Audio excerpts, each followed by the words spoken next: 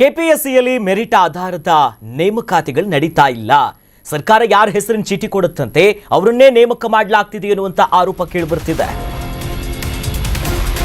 ಕರ್ನಾಟಕ ಲೋಕ ಸೇವಾ ಆಯೋಗದಲ್ಲಿ ಮೆರಿಟ್ ಆಧಾರದ ಮೇಲೆ ನೇಮಕಾತಿಗಳು ನಡೀತಾ ಇಲ್ಲ. ಸರ್ಕಾರ ಯಾರ ಹೆಸರಲ್ಲಿ ಒಂದು ಚೀಟಿ ಕಳಿಸ್ಕೊಡುತ್ತೆ ಅವರು ನೇಮಕಾತಿ ಮಾತ್ರ ಆಗ್ತಿದೆಯಂತೆ. ಕೆಪಿಎಸ್ಸಿ ಅಧ್ಯಕ್ಷರು ಅವರ ತಂಡದಿಂದ ನೂರಾರು ಕೋಟಿಯನ್ನ ಲೂಟಿ ಹೊಡೆಯೋ ಕೆಲಸ ಆಗಿದೆ. ಈಗ ಲೂಟಿ ಹಣವನ್ನ ವಾಪಸ್ ಪಡೆಯುವುದಕ್ಕೆ ಇಡಿ ದಾಳಿಯನ್ನ ಮಾಡಿದೆ. ಈ ರೀತಿಯಾಗಿ ಬೆಂಗಳೂರಿನಲ್ಲಿ ವಿಪಕ್ಷ ನಾಯಕ ಆರ್ ಅಶೋಕ್ ಆರೋಪವನ್ನ ಮಾಡಿದ್ದಾರೆ. ಒಂದು ಕಡೆ ಕೆಪಿಎಸ್ಸಿಯ ಸಾಲು ಸಾಲು ಅಕ್ರಮಗಳು, ಅವ್ಯವಹಾರಗಳು, ಅಧ್ಯಕ್ಷರ ತಲೆದಂಡ, ಇವತ್ತು ಬೇರೆ ಇಡಿ ದಾಳಿ ಆಯಿತು. ಇವೆಲ್ಲವನ್ನ ಪ್ರಸ್ತಾಪಿಸ್ತಾ ವಿಪಕ್ಷ ನಾಯಕರು ಹೇಳ್ತಾರೆ, ನೇಮಕಾತಿ ಪ್ರಕ್ರಿಯೆಗಳು ಅವ್ರು ತೆಗೆದಿರುವಂಥ ಮೆರಿಟ್ ಆಧಾರದ ಮೇಲೆ ಆಗಬೇಕು. ಹಾಗಾಗಿ ನಮ್ಮ ರಾಜ್ಯದಲ್ಲಿ ಹಂಗೆ ಆಗ್ತಿಲ್ಲಂತೆ.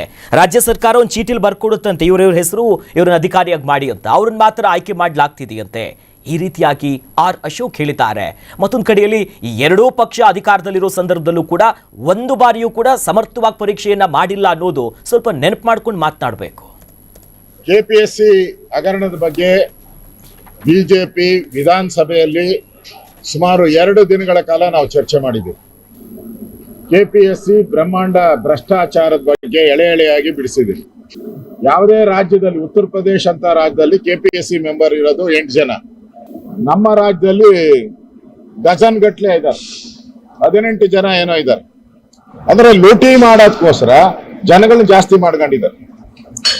ಈ ಸರ್ಕಾರ ಯಾರನ್ನ ನೇಮಕ ಮಾಡಬೇಕು ಅಂತ ಚೀಟಿ ಕಳಿಸ್ತಾರೋ ಅವ್ರನ್ನ ನೇಮಕ ಮಾಡ್ತಾರೆ. ಮೆರಿಟ್ ಇಲ್ಲ, ಪ್ರಶ್ನೆ ಪತ್ರಿಕೆ ಸೋರಿಕೆ, ಹಣ, ಲಂಚ, ಆಡಿಯೋ ಎಲ್ಲ ರಿಲೀಸ್ ಆಗಿದೆ. ಬೇಕಾದಷ್ಟು ಆಡಿಯೋಗಳು ಬಂದ್ಬಿಟ್ಟಿದೆ. ಲಂಚ 1,80,00,000. ಆ ಡಾಕ್ಟರ್ಗಳು, ಪಶುವೈದ್ಯ ಡಾಕ್ಟರ್ಗಳದಿರ್ಬೋದು, ಬೆಂಗಳೂರು ಬಿಬಿಎಂಪಿ ಅಧಿಕಾರಿಗಳು ಇರ್ಬೋದು, ಪೊಲೀಸ್ ಇಲಾಖೆ ಪ್ರಶ್ನೆ ಪತ್ರಿಕೆ ಲೀಕ್ ಆಗಿರುವಂತದ್ದು, ಇವೆಲ್ಲ ಸರಣಿಯಾಗಿ ಈ ಕೆಪಿಎಸ್ಸಿ ಅಧ್ಯಕ್ಷರಿದ್ದಾರಲ್ಲ ಅವರು, ಅವರ ತಂಡ ವ್ಯವಸ್ಥಿತವಾಗಿ ನೂರಾರು ಕೋಟಿ ರೂಪಾಯಿಯನ್ನ ಲೂಟಿ ಹೊಡೆದಿದ್ದಾರೆ. ಇವತ್ತು ಇಡಿ ರೈಡ್ ಆಗಿರೋದು ಆ ದುಡ್ಡೆಲ್ಲ ವಾಪಸ್ ಸರ್ಕಾರಕ್ಕೆ ಬರಬೇಕು ಅನ್ನೋ ಉದ್ದೇಶದಿಂದ ಮಾಡ್ತಾ ಇದ್ದಾರೆ. ಮತ್ತಷ್ಟು ಅಪ್ಡೇಟ್ಸ್ ಇದೆ, ಗಮನಿಸ್ತಾ ಹೋಗೋಣ. ನೋಡಿ, ಶಿವಶಂಕರಪ್ಪರವರ ನಿವಾಸದ ಮೇಲೆ ದಾಳಿ ಆಯ್ತಲ್ಲ, ಇದನ್ನ ನಾನು ಸ್ವಾಗತಿಸ್ತೀನಿ ಅಂತ ವಿಜೇಂದ್ರ ಅವರು ಹೇಳ್ತಿದ್ದಾರೆ. ಕೆಪಿಎಸ್ಸಿ ಅಕ್ರಮದ ಬಗ್ಗೆ ಸಿಬಿಐ ತನಿಖೆ ಕೂಡ ಆಗಬೇಕು.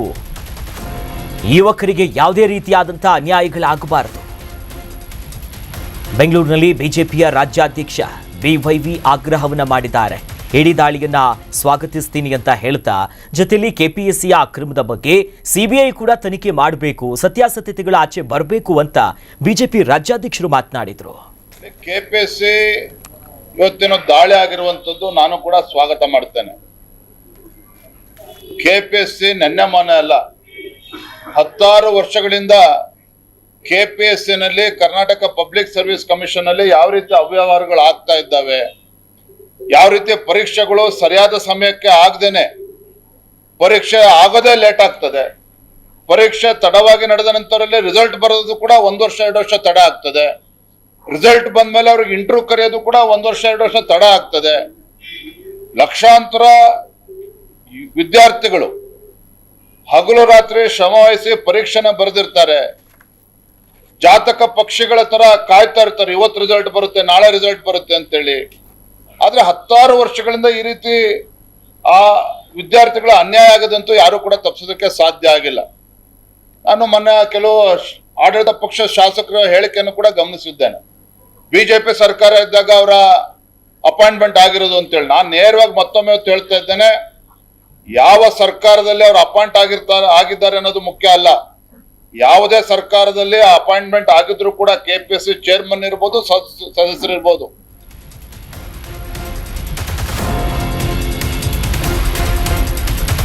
ನೋಡಿ, ಯಾವ ಒಂದು ಸಂಸ್ಥೆಯಿಂದ ಭರವಸೆಗಳು ಸಿಗಬೇಕಾಗಿತ್ತು, ಅದೇ ಸಂಸ್ಥೆಯ ಮುಖ್ಯಸ್ಥರಿಂದ ಅಧಿಕಾರದ ದುರುಪಯೋಗ ಆಗ್ಬಿಟ್ಟಿದೆ.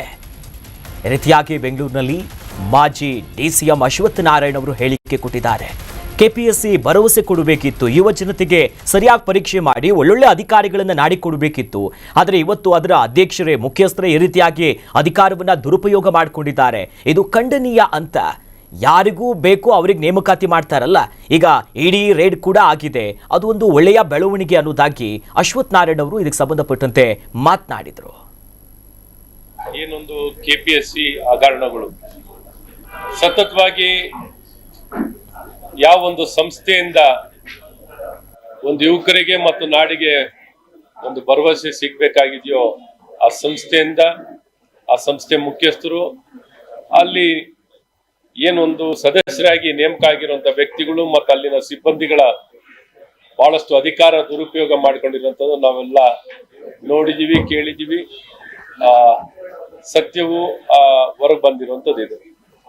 ಏನೊಂದು ಅಲ್ಲಿ ಭ್ರಷ್ಟಾಚಾರ, ಅಧಿಕಾರ ದುರುಪಯೋಗ, ಮನ ಬಂದಂತೆ ನೇಮಕಾತಿಗಳನ್ನ ಮಾಡ್ತಿರುವಂತದ್ದು ಇವೆಲ್ಲ ನೋಡಿರುವಂತದ್ದು. ಹಾಗಾಗಿ ಇದರ ಹಿನ್ನೆಲೆ ಇರುವಂತ ಹಣ ಪಡ್ಕೊಂಡು ಭ್ರಷ್ಟಾಚಾರ ಮಾಡಿಕೊಂಡು ಏನೊಂದು ನೇಮಕಾತಿಗಳು ಆಗ್ತಿತ್ತೋ ಈ ದಿಕ್ಕಿನಲ್ಲಿ ಇವತ್ತೇನು ಇಡೀ ರೈಡ್ ಆಗಿದೆಯೋ ಇದು ಒಳ್ಳೆ ಬೆಳವಣಿಗೆ, ಒಳ್ಳೇದು. ಭ್ರಷ್ಟಾಚಾರ ನಿರ್ಮೂಲನೆ ಆಗ್ಬೇಕು, ಒಂದು ಪಾರದರ್ಶಕವಾಗಿ ನೇಮಕಾತಿಗಳಾಗಬೇಕು, ಭ್ರಷ್ಟಾಚಾರ ರಹಿತವಾಗಿರ್ಬೇಕು, ಸ್ವಜನ ಪಕ್ಷಪಾತದಿಂದ ದೂರ ಇರಬೇಕು. ನ್ಯೂಸ್ ಬೀಟ್ ಫಾಲೋ ಮಾಡಿ, ಸಬ್ಸ್ಕ್ರೈಬ್ ಮಾಡಿ.